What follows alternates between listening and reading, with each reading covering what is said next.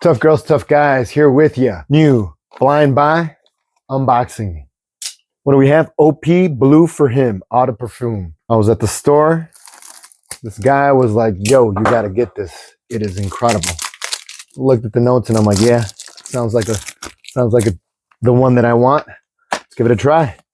Unboxing.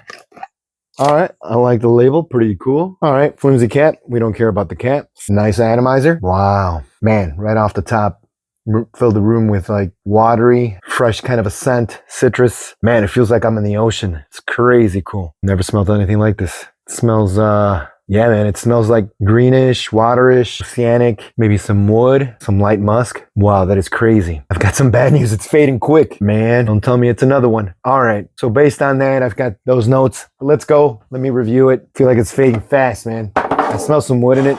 But all right, let's see. Top notes: starfruit, carambola, cardamom, and Brazilian rosewood. All right, there's some new ones there.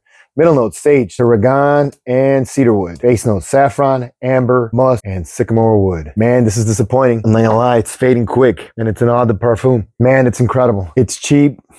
I paid $10 for it, but I could see why I paid $10 for it. Man, I would say if you like it, I would buy it, but it's not gonna last, man. I felt like it faded in like, what was it, like not even a minute? I would have to add some Ambroxan, some ISO-E to get it to roll, get it to last. Maybe use some oil, MCT oil on your skin first and then throw it on. But wow, this is kind of disappointing. I wouldn't recommend it. Smells incredible, but I mean, it faded already. How did that happen? That's terrible. The only way I would say buy it is if you've got some MCT oil and you mix in your Ambroxan that's got it in there and basically the ISO-E and go off of that, man.